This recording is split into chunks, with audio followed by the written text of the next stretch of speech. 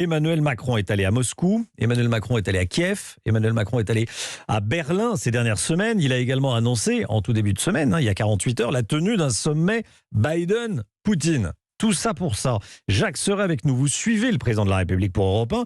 Est-ce qu'on peut parler d'échec pour Emmanuel Macron? Oui, car le chef de l'État voulait à tout prix éviter cette situation, multipliant jusqu'au dernier moment les appels téléphoniques avec le chancelier allemand Olaf Scholz, le président ukrainien Volodymyr Zelensky ou encore le président américain Joe Biden. Hier soir, Emmanuel Macron a été informé de la décision de Vladimir Poutine seulement quelques minutes avant l'annonce officielle. Ça a été un peu la douche froide, confesse d'ailleurs un conseiller de l'Élysée qui poursuit. On a compris hier que toutes les initiatives du président n'avaient en réalité aucune chance d'aboutir puisque Poutine avait déjà tout acté, tout décidé. Un revers pour Emmanuel Macron à quelques jours d'annoncer officiellement sa candidature à la présidentielle. Mais d'ici là, le président compte bien rebondir. Ses lieutenants veulent désormais mener une bataille XXL. D'abord sur les sanctions contre la Russie, puis dans la campagne présidentielle en faisant valoir dans le débat public que le concept de souveraineté européenne défendu par Emmanuel Macron doit plus jamais s'imposer, notamment dans le domaine énergétique, industriel et militaire. Manière d'essayer de renverser la situation à son avantage, alors que les oppositions et les autres candidats à la présidentielle ne se privent pas de monter au créneau. Jacques Serret, merci Jacques. On est en direct avec Cyril Brett. Bonjour, merci d'être en direct dans Europe Midi avec nous.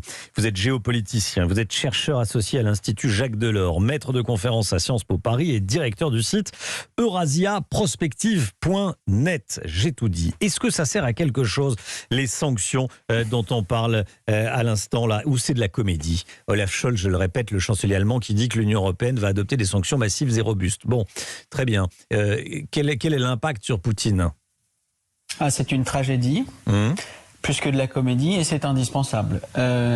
Si la Russie n'avait pas fait l'objet de sanctions depuis 2014, elle serait déjà à Kiev.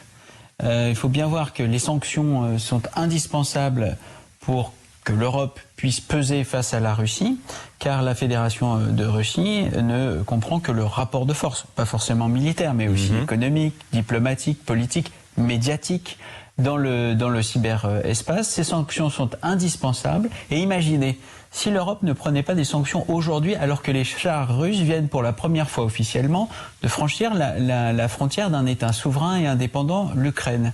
Si elle ne prenait pas de sanctions, ça voudrait donc dire qu'elle approuve la politique russe en Ukraine. Non, c'est impossible. Les sanctions sont indispensables. Elles ne suffisent pas, c'est l'évidence, mais il faut aussi garder une possibilité d'accentuer la pression diplomatique et économique si la Russie venait à s'aventurer au-delà du territoire qu'elle dit protégé maintenant, c'est-à-dire les républiques autoproclamées et séparatistes illégales de Donetsk et Lugansk. Est-ce que Vladimir Poutine va s'arrêter là ou est-ce qu'il va continuer? Alors vous y faisiez allusion, mais est-ce qu'il pourrait continuer jusqu'à Kiev et prendre possession de toute l'Ukraine? C'est un scénario envisageable à ce stade ou non? Pour moi... Nous avons perdu notre invité, Cyril Brett, qu'on rappelle. Voilà, on parlait à l'instant des sanctions, notamment de ces annonces faites par Olaf Scholz, le chancelier allemand, qui dit que l'Union européenne va adopter des sanctions massives et robustes. Olaf Scholz qui a également déclaré que l'Allemagne suspendait l'autorisation du gazoduc Nord Stream 2. C'est ce gazoduc entre la Russie et l'Allemagne. On a retrouvé Cyril Brett. Vous pouvez continuer, Cyril Brett. Est-ce que Poutine va aller jusqu'à Kiev?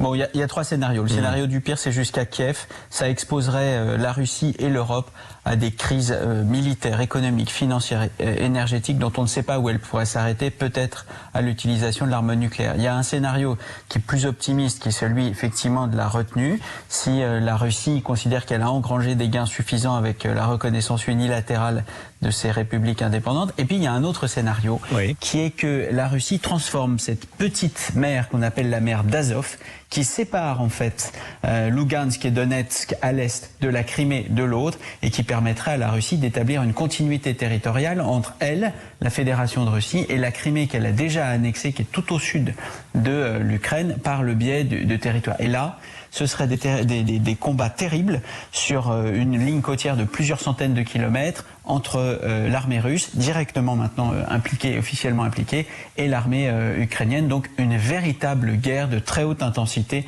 sur le territoire de l'Ukraine. Cyril Brett, merci beaucoup Cyril Brett.